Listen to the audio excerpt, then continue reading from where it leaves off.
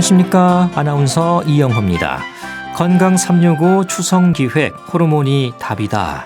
사랑의 호르몬, 스트레스 호르몬에 이어서 오늘 세 번째 시간입니다. 우리 몸과 마음의 건강과 연결되는 호르몬에 대한 궁금증 풀어보고 있는데요. 오늘은 정말 마음대로 안 되는 식욕과 비만 호르몬에 대한 원리 궁금증을 풀어보겠습니다. 호르몬을 우리 몸의 숨은 지배자로 표현하기도 하지만 호르몬은 지배되는 게 아니라 조절해야 하고 또 얼마든지 조절이 가능하다는 지적입니다. 호르몬 조절을 통한 관리를 통해서 균형을 이룰 수 있다는 건데요. 식욕과 비만 호르몬도 의지가 아니라 호르몬의 문제인 걸까요? 김은과 나그네들이 부르는 나를 두고 아리랑 듣고 말씀 나누겠습니다. 건강 365 추석 기획 호르몬이 답이다. 지난 일요일부터 함께하고 계시고요. 오늘 세 번째 시간입니다. 연세대 강남세브란스병원 내분비내과 안철우 교수 오늘도 나오셨습니다. 교수님 안녕하십니까? 네, 안녕하십니까? 예, 사랑의 호르몬 또 스트레스 호르몬에 이어서 오늘 세 번째 시간으로 정말 많은 분들이 궁금해하시고 또 고민하는 호르몬 식욕과 비만 호르몬입니다.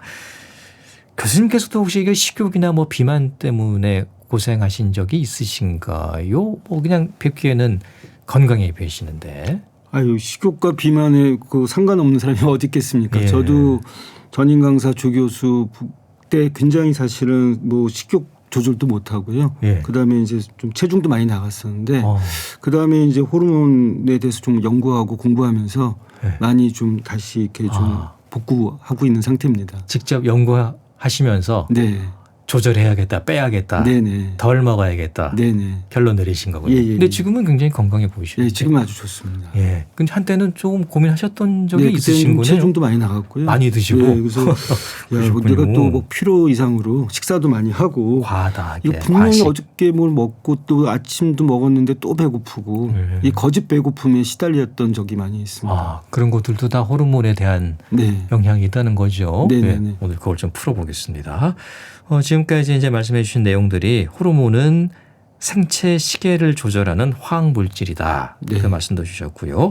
또 내가 스스로 만들어낼 수 있는 것이다. 네. 그렇지 못하게 되면 그건 비타민이다. 네. 이런 설명도 주셨고요. 젊고 건강해지고 아름다워지는 건강 비결 중에 중요한 게 이 호르몬이라는 거죠. 예, 누구나 다 회춘을 꿈꾸고 아름다워지고 이런 느낌 같지만 그거에 바로 답이 신기하게도 내 몸속에 있는 호르몬에 있었다는 거죠. 예, 그 비밀이 호르몬이었다. 네. 오늘 말씀해 주실 내용은 식욕 호르몬입니다. 이게 조절이 쉽지 않을 것 같습니다. 네, 쉽지 어렵죠, 않습니다. 식욕. 네, 예. 네. 이게 왜 그렇게 어려울까요? 식욕이라는 게. 뭐 식욕 호르몬이라는 게 엄청 뭐 조절이 힘들어가지고 예. 뭐 예전에 재밌는 전설이긴 하지만 에리직 톤이라는 사람은 자기의 모든 재산을 다 먹을 거에만 이제 다 사서 먹고 예. 심지어는 딸까지도 팔고 먹으려고 나중에는 그러니까 딴 걸 먹기 위해서. 예, 그래서 이제 돈이 없으니까는 자기 살까지도 뜯어 먹었다. 그런 어떤 그리스 신화의 에리직 톤이라는 그렇죠. 사람이 예. 있거든요. 거기서 저는 이제 두 가지의 그 신화에서 집중을 했는데 예. 사실 에리직 톤이라는 사람은 굉장히 불온한 사람이었습니다. 제우스한테 이제 벌을 받는 거죠. 예. 근데 그 벌이 이 에리직 톤이 잘 때 혈관 속에 어떤 물질을 갖다가 독을 넣었다는 거예요. 그 혈관에 떠다니는 물질, 그게 호르몬 아니지 않습니까? 예. 야, 이 그리스 사람들은 어떻게 이 호르몬이라는 것이 혈액 속에 떠다니는 걸 알고 있었지라는 생각이 들었는데요. 예. 저는 그 독이 바로 그렐린이라는 오늘 얘기하는 식욕 호르몬을 넣은 게 아닐까. 그래서 이 사람이 결국 전 재산을 탕진하고 자기 살까지도 뜯어먹는 그런 참혹한 일을 벌인 거 아닐까.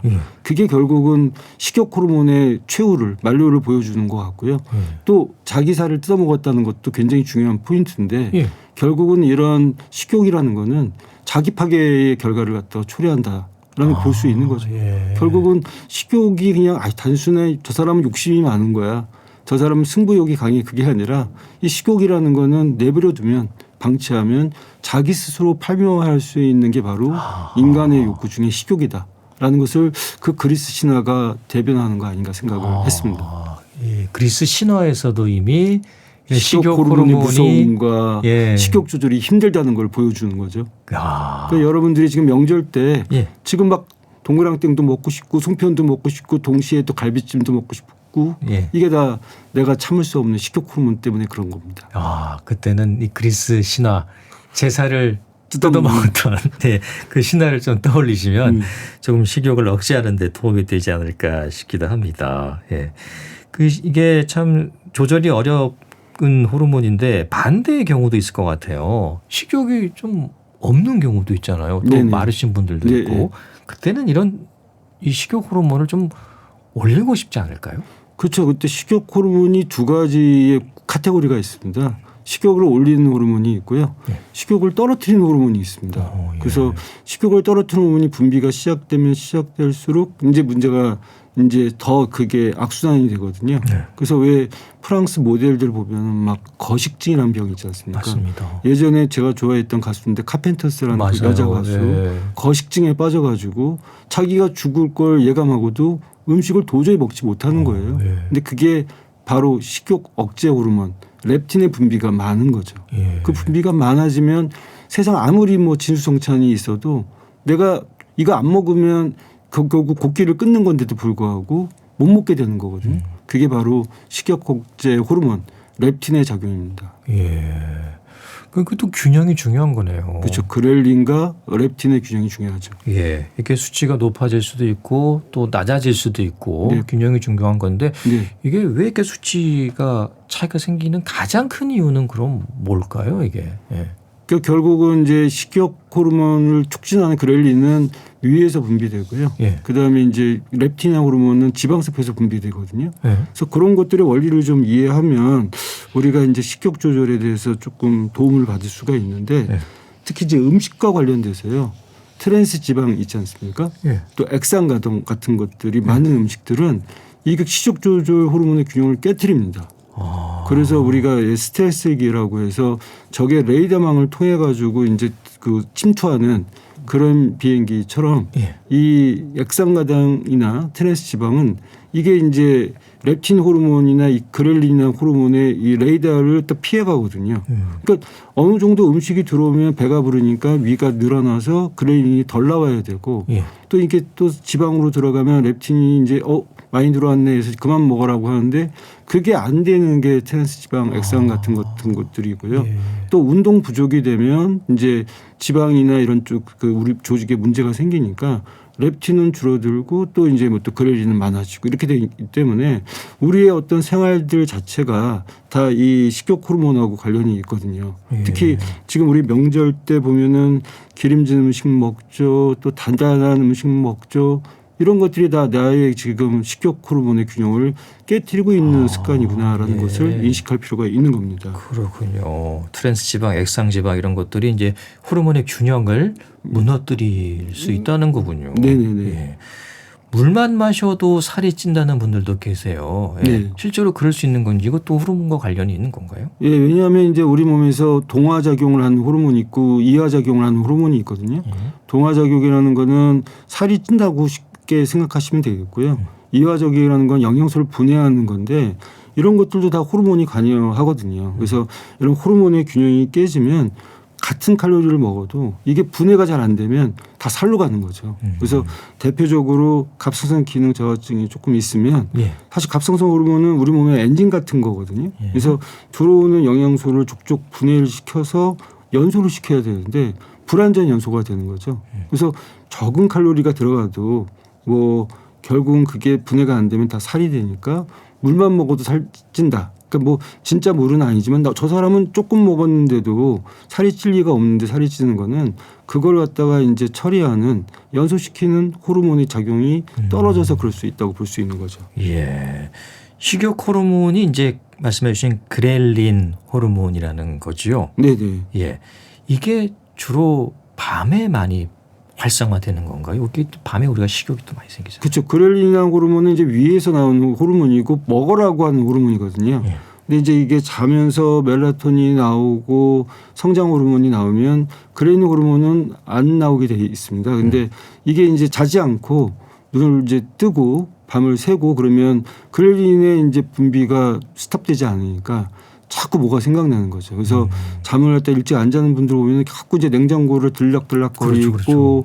먹게 되고 하는 게 내가 지금 이거 잠을 안 자서 그렐린이 좀 준동을 하고 있구나. 이렇게 생각을 하셔야 될 겁니다. 예. 그러니까 뭘 먹어야 잠이 온다고 생각하는 경우도 있잖아요. 네네. 예. 네. 그 잠을 안 자서 먹게 되는 거군요. 그러니까. 반대입니다. 잠을 예. 안 자니까 그렐린이 나오고 뭘 먹게 되는 거고 그래서 이제 비만해지고 건강을 잃게 되는 거죠. 저도 밤에 이렇게 막 좀 뒤적뒤적 거리게 되는데 네. 이거 뭐 좀 먹어야 잠이 올 것 같은데 그런 네. 생각을 하게 되는데 네. 실상은 그렇지가 않다는 거군요. 네. 잠을 안 자기 때문에 네. 식욕이 생기는 거고 빨리 살 자야 된다는 빼려면 일찍 거네. 자야 된다는 거죠. 그러니까요. 예. 자야 되는데 네. 자기가 어렵습니다. 그러면 이제 렙틴은 그 반대의 호르몬이라는 네. 거죠. 그래서 우리가 이제 뭐 자꾸 뭘 먹게 되면 지방세포가 이렇게 늘어나지 않습니까? 예. 우리가 또 이제 안 먹게 되면 위가 쪼그라들지 않습니까? 그러니까 이 그렐린은 위가 이제 쭉 수축되면 거기서 이제 자극을 받아서 그 그렐린이 나와서 뭘 먹어서 내 위를 장을 채워달라 그렇게 신호를 보내는 호르몬이라면 예. 렙틴은 이제 지방세포가 많아지고 그러면 지방에서 호르몬이 나오거든요. 이제 그만 먹어, 넌 충분히 먹었어. 이렇게 얘기하는 호르몬이 렙틴이거든요. 예. 그래서 근데 그런 신호 체계가 오는데 20분이 걸립니다.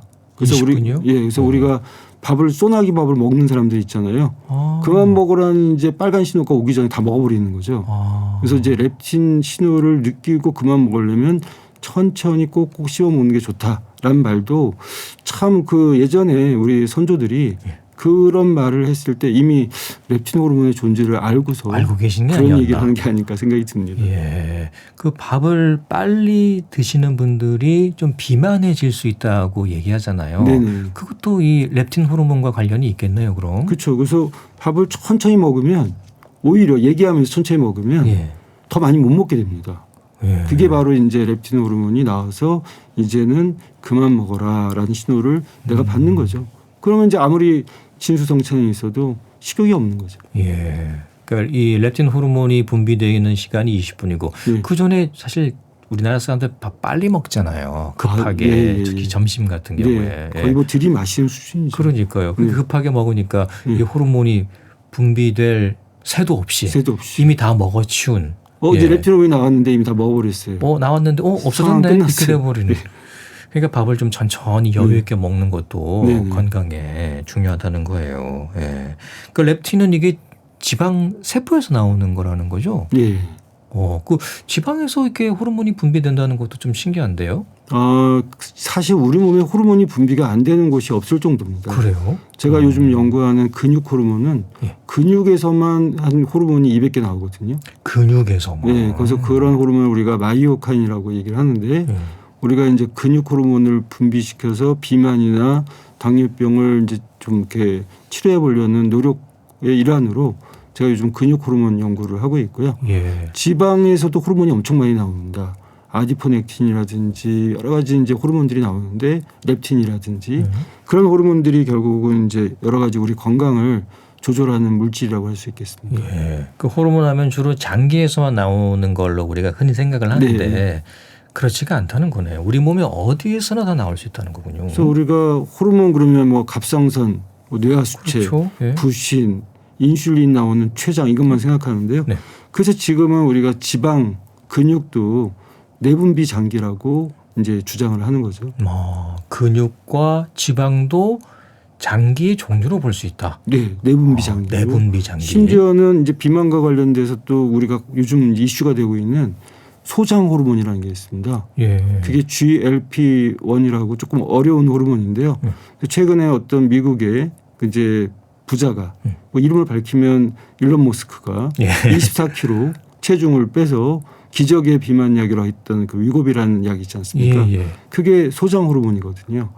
그 소장에서도 호르몬이 나오는 거죠. 예. 근데 그 호르몬을 알게 됐고 그 호르몬을 통해서 우리가 당뇨 비만을 치료하는 약이 나왔지 않습니까? 예. 그래서 앞으로는 이런 여러 가지 다양한 장기에서 나오는 호르몬을 이해하게 되면 새로운 치료법, 새로운 신약이 나올 수 있는 거죠. 요즘 전 세계적으로 이 다이어트 관련 약들이 아주 선풍적이라고 제가 네, 들었거든요. 예, 예. 판매량도 엄청나게 많이 늘어나고 네. 있다고 들었는데 그런 것들도 알고 보면은 이 호르몬을 조절하는 약체일 수도 있겠네요. 그렇죠. 호르몬 때문에 비만이 오고 비만이 만병의 근원인데 예. 비만도 결국은 호르몬에 답이 있다. 그래서 호르몬에 이제 비만이 생긴 거니까 예. 또 비만이 생기면 여러 가지 호르몬의 불균형이 오잖아요. 그렇죠. 그래서 이런 것들도 결국은 요즘은 다이어트도 호르몬 다이어트라는 얘기를 많이 하거든요. 그러니까 왜냐하면 일반적인 다이어트들이 원푸드 다이어트라든지 이런 다이어트들이 대개는 요요가 오게 되거든요. 예. 근데 우리가 이제 요즘 지금 얘기하고 있는 이 식욕 호르몬 균형을 잡고 이런 거는 이제 호르몬을 통한 다이어트지 않습니까? 이렇게 체중 감량을 하면 요요가 오지 않고요. 예. 또 먹으려는 그게 없어지니까 가장 어떻게 보면은 좀 체계적이고 스마트한 다이어트라고 할 수 있겠습니다. 그런 호르몬 다이어트 약들은 주로 먹는 건가요? 아니면 뭐 주사나 이런 걸로 하는 개념 건가요? 자체가 이제 우리가 호르몬 다이어트고 예. 결국은 이제 어떤 한 개의 호르몬만 또 우리가 집중하게 되면 다른 호르몬들이 또 이제 풍선 효과처럼 또 이게 문제가 되지 않습니까? 예. 그래서 지금 제가 얘기하는 호르몬 다이어트는 전반적인 호르몬의 관리의 균형을 잡으라는 거고요. 물론 지금 이제 말씀하신 것처럼 소장 호르몬을 통한 이제 비만약이라든지 네. 뭐 이런 예전에 또 렙틴이라는 호르몬이 발견됐을 때는 엄청난 센세이션을 일으켰습니다. 이게 식욕도 떨어뜨리고요. 지방도 줄이는 호르몬이다. 이걸로 우리가 그 치료하면 결국은 비만은 이제 끝장났다. 정복할 수 있다. 정복한다. 그렇게 생각을 했는데 렙틴 저항성이라는 게 발견된 거예요. 렙틴을 줬더니 내 몸에서는 렙틴 저항성을 만들어내거든요. 그러니까 결국은 물론 중요한 호르몬 하나를 찾아내야 되겠지만 그 호르몬만 갖고 얘기할 게 아니라 다른 호르몬과의 관계도 그 관계성을 보고서 이 호르몬 다이어트를 해야 된다는 겁니다. 예. 렙틴 분비를 좀 촉진시켜서 네. 비만을 이제 해결해 보자. 그게 이제 렙틴 다이어트라는 예. 거고요. 예. 근데 문제가 이 렙틴 저항성이라는 걸 발견하면서부터 이게 쉽지가 않구나 이렇게 판단을 내린 거군요. 그렇죠. 또 비만한 사람은 일반인보다 또 렙틴 저항성이 더 높으니까 더 많은 렙틴을 줘야지만 효과가 있고요. 예. 또 이제 렙틴이 더 많이 들어가면 또 렙틴 저항성은 더 생기고 예. 이게 계속 이제 꼬이는 거죠. 그렇군요. 그러니까 비만 상태에서는 이런 렙틴이 제 역할을 잘 못한다는 거군요. 예, 그 저항성 때문에. 저항성 예, 때문에. 예. 이게 또 앞으로 풀어나가야 할 뭐 이것도 호르몬계에서는 숙제가 될 수도 있겠네요. 예. 그렇죠. 우리가 이제 렙틴을 뭐 인위적으로 조절한다고 그래서 되는 게 아니고 예. 한 가지 호르몬을 조절하면 그거와 관계 있는 다른 호르몬들의 또 문제가 생기는 거거든요. 호르몬은 도미노처럼 서로 연결되어 있습니다. 그래서 렙틴, 그러면 그렐린 또 GLP-1 뭐 여러 가지 소장 호르몬 이런 여러 가지 호르몬들의 그 균형을 잘 유지해야 체중을 줄일 수 있는 거죠. 예. 그러니까 렙틴이라는 게 인위적으로 조절하기가 예. 쉽지는 않다는 거네요. 네네. 다른 것들과 다 연관이 되어 있기 때문에 네.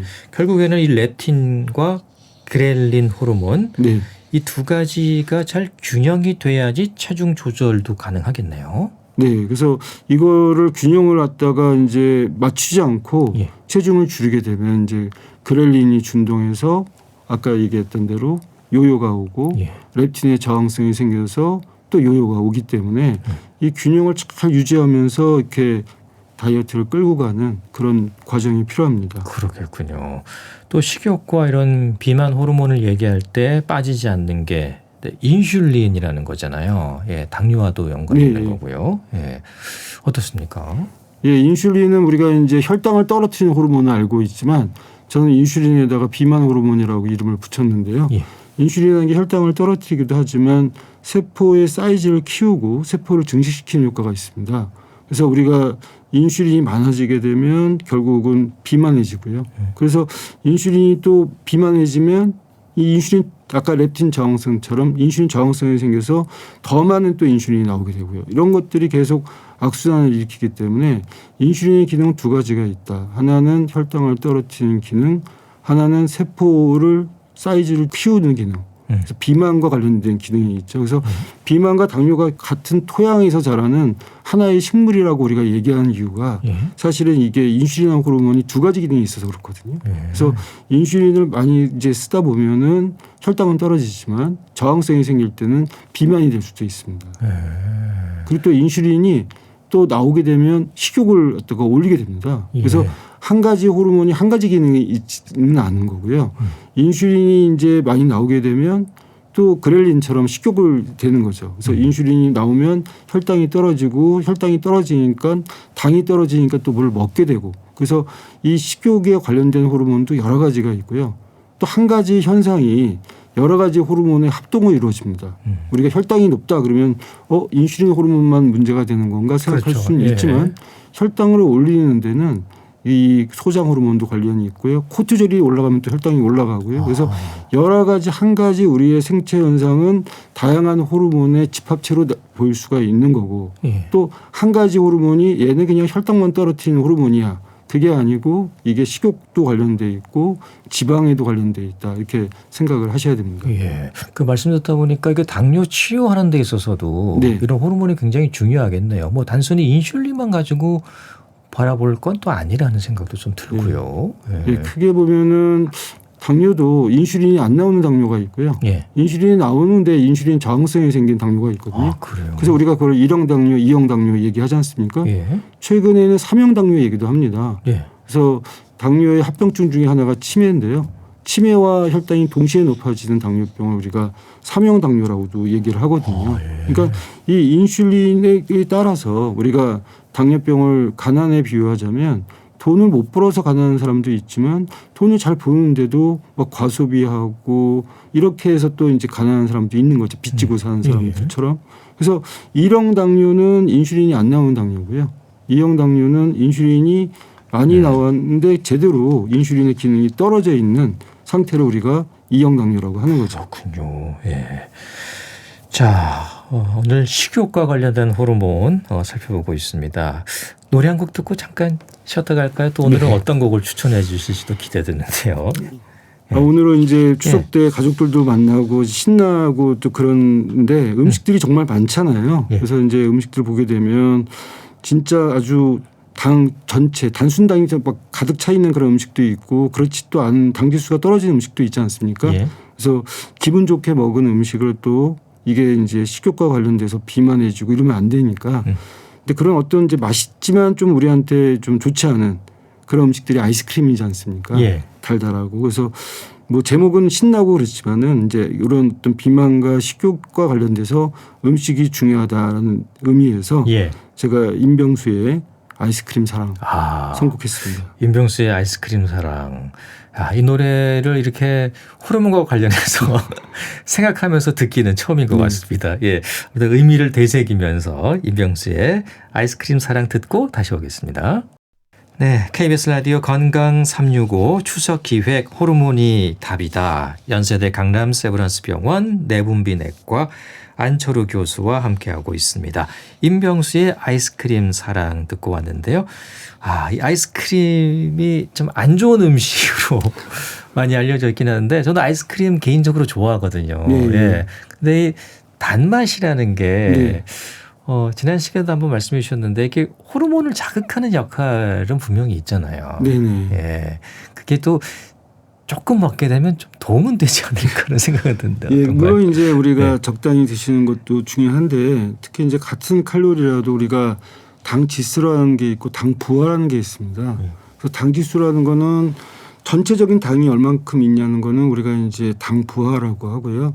같은 당 부하인데 불구하고 같은 칼로리인데도 갑자기 우리가 올라가는 걸 당 지수라고 얘기를 하거든요. 예. 그래서 물난리가 나는 거 항상 보면 이게 소나기가 와서 스콜처럼 그때 물난리가 나는 거거든요. 그래서 단위 시간 내에 얼만큼 혈당을 소나기처럼 올리는가 그게 당지수거든요. 근데 아이스크림 같은 경우는 이제 당부하도 당부하지만 보면 이 당지수 측면에서 또 식욕 호르몬 측면에서 트랜스 지방도 많고요. 액상가당이 많지 않습니까? 예. 그래서 사실 그런 것들이 내 식욕 호르몬을 속이는 거죠. 그래서 분명히 칼로리가 있는데 식욕 호르몬이 이제 레이더를 벗어나니까 내가 이제 계속 먹게 돼요. 먹게 된 거는 이제 어느 정도 먹게 되면 음식물이라는 게 이 식욕 호르몬 레이더망에 걸려서 이제 그만 들어와라고 얘기해야 되는데 아이스크림은 한 번 먹고 두 번 먹고 자꾸 먹게 되니까 예. 이게 이제 계속 이제 칼로리가 쌓이는 거죠. 그러면 이제 높아진 칼로리는 되게 지방이란 창고에 저장을 합니다. 그래서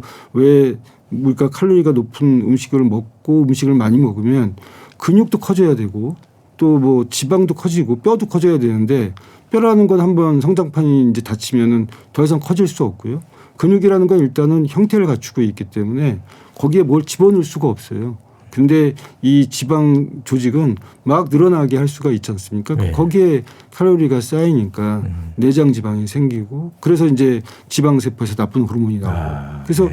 그래서 이제 아이스크림 사랑 적당히 드시고요. 많이 예. 드시면 이제 그런 문제가 있을 수 있다는 거죠. 예. 교수님께서는 아이스크림 그럼 안 드십니까? 그것도. 예, 저는 이제 그 거의 아이스크림보다는 다른 이제 과일이나 이런 쪽으로 예. 이제 디저트 후식을 하는데 그래도 뭐 먹을 때는 또 조금 먹긴 먹습니다만 예. 결국은 이제 모든 이런 음식과 관련돼서의 우리의 그 화두는 과유불급이신 거죠. 그래서 지나치는 거는 모자람과 같는디라 이런 말처럼 예. 지나치지 않게 균형을 잡는 게 중요할 것 같습니다. 그러니까 적당히 먹어야 되는데 네. 그 요즘은 아이스크림 이 마트에 사러 가면 꼭 한 5개 이렇게 몇 개 개수 이상을 사야지 네.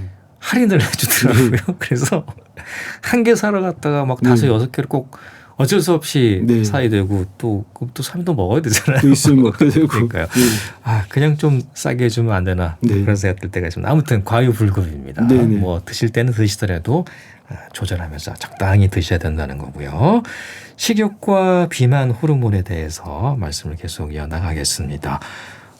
이제 비만과의 전쟁에서 이기려면 호르몬을 제대로 알아야 하는 거고 식욕 호르몬의 불균형이 인슐린의 불균형으로 이어질 수 있다는 거고 결국에는 이제 대사증후군 또 이 당뇨로 인한 질환으로 이어질 수 있는 거잖아요. 네네네. 예.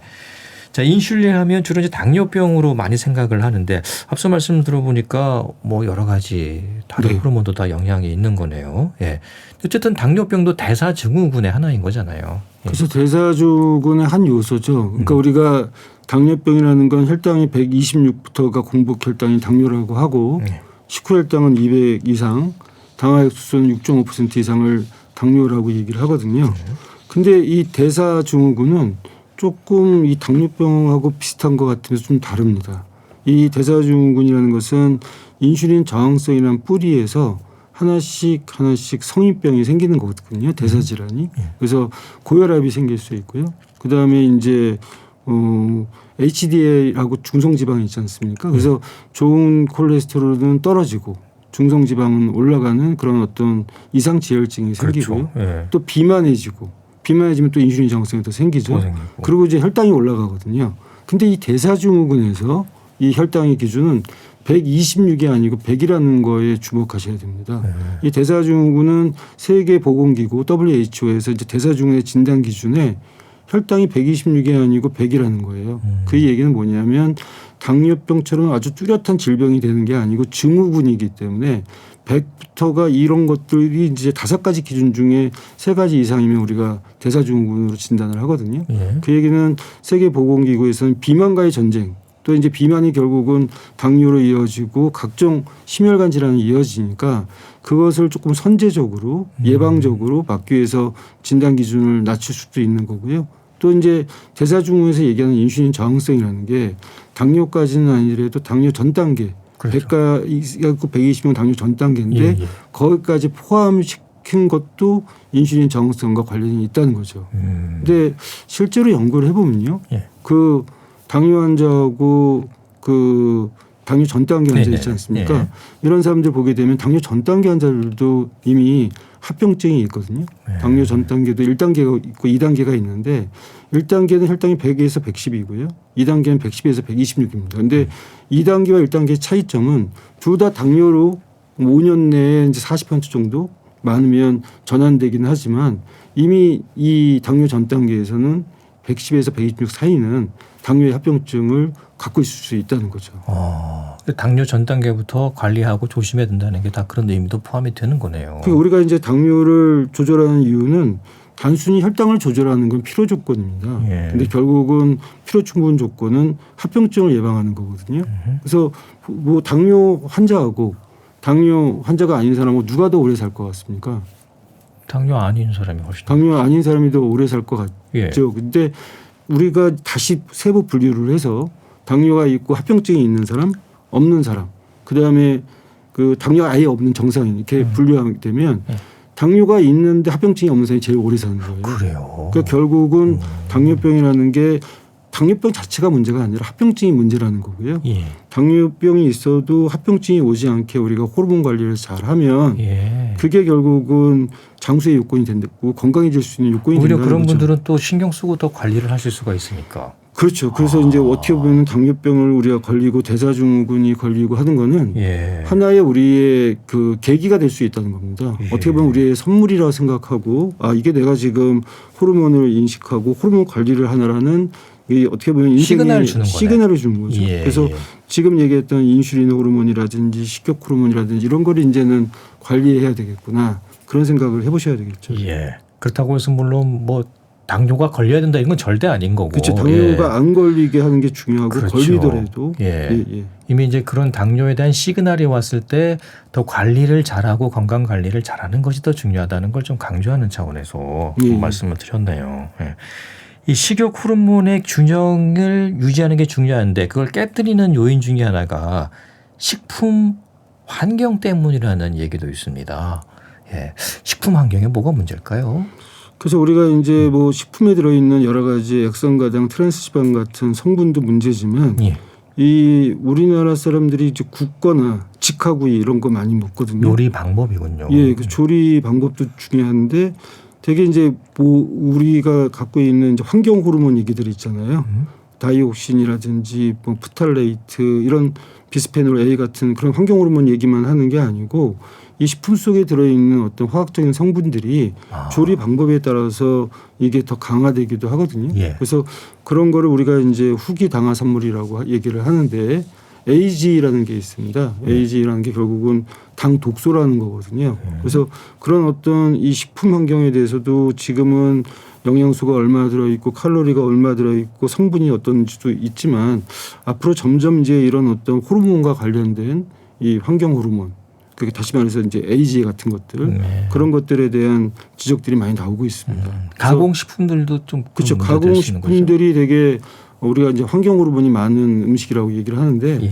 환경 호르몬이 결국은 호르몬이 아니고 우리 몸속에 들어와서 이게 이제 내분비계의 교란을 일으키는 거거든요. 그래서 우리가 쉽게 환경 호르몬 그러면 아니 그러면 저 음식에 호르몬이 있어요가 아니라 네. 거기에 있는 성분이 내 몸에 들어와서 나의 호르몬 상태를 교란시키기 때문에 그 화학 물질을 우리가 환경 호르몬이라고 얘기를 하는 거죠. 그렇군요. 그래서 이런 내분비계 교란 물질을 우리가 EDC라고 하는데 예. 이런 환경 호르몬이 세계보건기구에서도 이미 그런 것들을 1급 발암물질로 미세먼지 같은 것들 있지 않습니까? 규정하고 있습니다. 그래서 미세먼지 같은 경우가 단지 호흡기적인 문제를 일으키는 게 아니고 세계보건기구에서는 이런 미세먼지가 왜 환경 호르몬 EDC냐면 이게 이제 혈관 내에 들어와서 이게 다양한 어떤 내분비계의 교란을 일으키거든요. 예. 그래서 미세먼지가 단지 호흡기계 질환뿐만이 아니라 다양한 대사 질환도 일으킬 수 있는 심지어 암까지도 일으킬 수 있는 이제 그런 그 환경 호르몬이다 이렇게 얘기를 하는 거죠. 그렇군요. 네. 그리고 이제 패스트푸드, 예. 뭐 또 안 좋다는 얘기를 많이 합니다만 이 패스트푸드에 익숙해질수록 가짜 식욕에 빠지기 쉽다는 말도 있던데요. 이건 어떤 얘기입니까? 그 패스트푸드에는 대개는 네. 그 액상가당이나 트랜스지방이 많고요.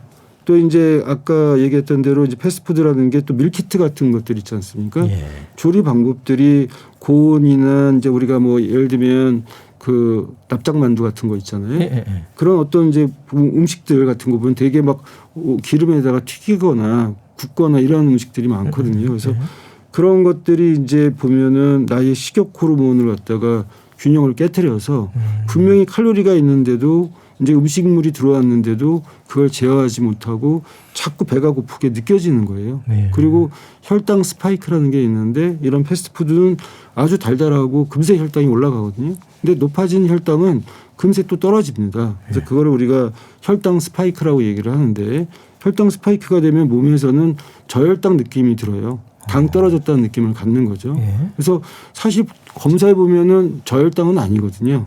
상대적으로 저혈당을 느끼는 겁니다. 예. 왜냐하면 내가 높아진 혈당에 내 세포는 기억하고 있다가 그게 정상적으로 내려오면 저혈당으로 느끼는 거죠. 그래서 이 패스트푸드가 가짜 식욕을 일으키는 이유는 성분적인 문제가 있고요. 트랜스 지방이나 아니면 액상가당 같은 것들이 있고 또 당 지수가 높기 때문에 상대적 저혈당 때문에 이 식욕을 땡기게 만들거든요. 그래서 이런 것들을 우리가 패스트푸드가 가짜 식욕을 만든다라고 얘기를 합니다. 아, 그렇군요. 이런 식욕 호르몬의 이런 혼란스러움, 네네. 네. 이걸 막을 수 있는 방법은 어떤 게 있을까요? 결국은 이제 접근 구분을 잘 해야 되겠죠. 그래서 그렐린, 렙틴 이 균형을 잡는 게 중요하고요. 그렐린, 렙틴의 균형을 잡는 데는 식품도 중요하겠지만 이제 사실은 그렐린, 렙틴의 균형에 영향을 미치는 여러 가지 우리의 생활 습관이 있거든요. 예를 들면 수면도 그렐린하고 관련이 있고요. 또 운동도 관련이 있고요. 또 위에 어떻게 이제 어떤 포만감을 느끼는 것들 또 다른 어떤 좋은 호르몬을 찾는 추구하는 행동들 이런 것들이 그렐린 렙틴에 영향을 주고요. 또 스트레스를 많이 받으면 이게 스트레스 호르몬은 또 그렐린 호르몬을 또 올리거든요. 예. 그러면 또 이제 다시 또 뭘 먹게 되고 또 살이 찌지 않습니까? 그래서 다양한 호르몬의 어떤 네트워크를 이해할 필요가 있다고 생각합니다. 아, 예. 그리고 이제 간헐적 단식이 한때 또 각광받았었잖아요. 예. 근데 이게 조금 호르몬을 교란시킬 수도 있다고 하던데요. 그 저는 우리 몸이 정밀한 어떤 호르몬의 정밀 시계라고 생각합니다. 예. 그래서 이 호르몬이라는 게 나와줘야 될 시점이 있고요. 그리고 하루에 몇 번 나와야 된다는 자기 사이클이 있거든요. 그래서 사실 뭐 일식을 한다든지 간헐적 단식 얘기 많이 하는데 간헐적 단식을 하게 되면 결국은 억지로 이 식욕 호르몬을 누르고 있다가 네네. 결국은 간헐적 폭식으로 터지게 되는 경우가 많고요. 일일 일식도 우리 몸에 이제 이 식욕 관련된 호르몬은 하루에 3번 이렇게 나올 수 있는 시점이 있어야 되는데 그런 것들이 이제 문제가 되면 왜냐하면 그래서 항상 제가 환자분들한테도 바빠서 아침을 못 먹게 되면 뭐 견과류라도 간단한 요거트라도 뭐라도 일단은 식욕 호르몬의 시동을 걸을 필요가 있다라고 얘기를 하는 겁니다. 네. 그러니까 아예 분비되지 못하게 막는 게 능사는 아닌 거네요. 그렇죠. 어느 정도 네. 나오게 하면서 살살 달래가면서 이제 우리가 관리를 해야 되는 거죠. 그러니까 정해진 시간에 주기적으로 나올 수 있게끔 조금씩 자극을 줄 필요가 있다는 거군요. 네네. 무조건 막는 게 능사는 아니다. 예. 내 몸에서 분비되는 식욕 호르몬, 그렐린 호르몬. 자, 이거 분비를 좀 그럼 좀 낮출 수 있는 방법, 좀 이해하기 쉽게 좀 설명해 주신다면요. 예. 그래서 이제 그렐린 같은 경우는 위의 어떤 포만 상태하고 관련이 많습니다. 네. 그래서 결국은 같은 칼로리라도 부피가 많은 음식들 있잖아요. 그런 걸 많이 드시는 게 좋겠고 단순당 정제당이 들어가 있는 거는 같은 어떤 그람 수에도 굉장히 당이 높은 음식이잖아요. 그러면 당이 이제 쏘나기가 오는 거지 않습니까? 그래서 예를 들면 당 지수를 좀 신경을 써야 될 것이고요. 그다음에 우리가 이제 뭐 성장 호르몬이라든지 뭐 근육에서 나오는 근육 호르몬 같은 경우도 식욕 호르몬의 균형을 잡는 데 도움이 됩니다. 그래서 적절한 어떤 그 운동을 통해서 이 식욕 호르몬이라는 생태계를 안정시킬 필요가 있고요. 또 이제 이 식욕 호르몬 생태계의 문제를 일으키는 게 코티졸 같은 스트레스 호르몬이거든요. 그래서 스트레스 호르몬 관리를 잘해야 스트레스성 과식이나 이런 게 없어지지 않겠습니까? 그래서 세로토닌 호르몬도 우리가 생각을 해야 될 거고요. 그래서 이 식욕 호르몬의 그 생태계를 잘 유지하는 게 중요하고 거기에는 다양한 이제 그 방법들로 관리를 해야 됩니다. 예. 그리고 이런 장내의 어떤 유해균들도 네. 이런 그 식욕 억제 호르몬이죠. 아까 말씀한 렙틴. 네. 요 기능을 떨어뜨릴 수도 있다면서요. 그렇죠. 장내 유해균은 이제 렙틴의 기능을 떨어뜨릴 수가 있거든요. 예. 그래서 장내 유해균을 줄이고 유익균을 늘리는 이유가 이 식욕과도 관련돼 있는 거죠. 그래서 우리가 보면은 이 결국 장내 이 세균은 우리 몸을 숙주로 살고 있는 또 다른 또 생명체거든요.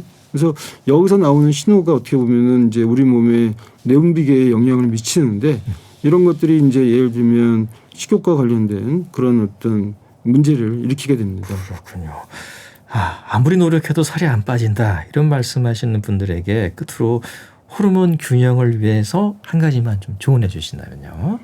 결국은 중요한 거는 이제 음식이라고 생각을 합니다. 그래서 운동도 물론 중요하고요. 근데 음식하고 스트레스가 중요한 것 같습니다. 그래서 우리가 음식을 좀 제한하는 것이 운동을 더하기는 쉽지는 않거든요. 그래서 결국은 이제 삼겹살 하나 더 먹으려면 엄청나게 또 많은 운동을 칼로리를 소모해야 되거든요. 그래서 그 음식에 대한 좀 신경을 쓰는 게 힘들지만 중요할 것 같습니다. 예.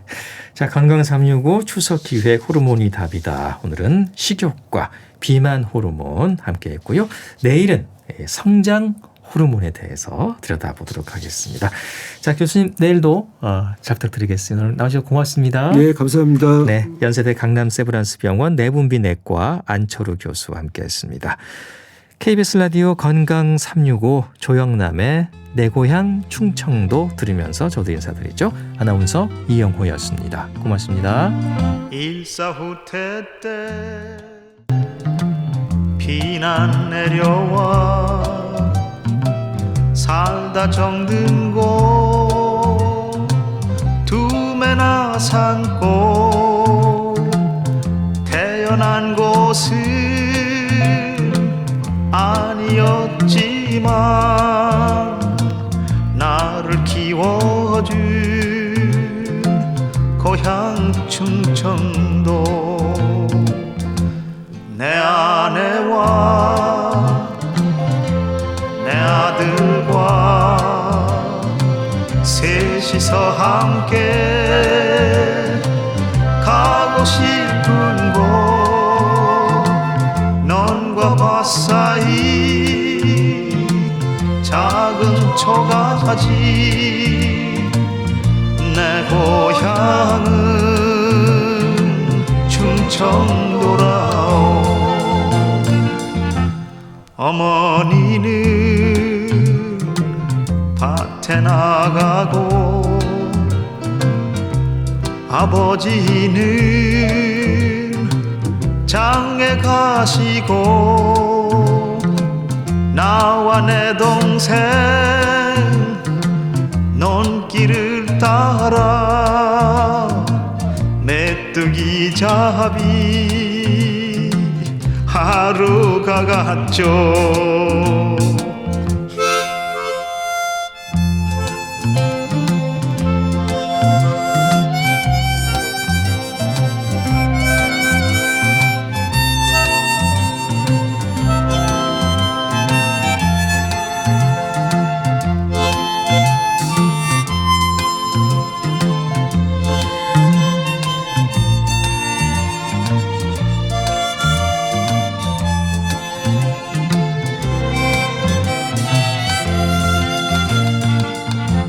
동구 밖에 기차 정거장 언덕 위에 하얀 예배당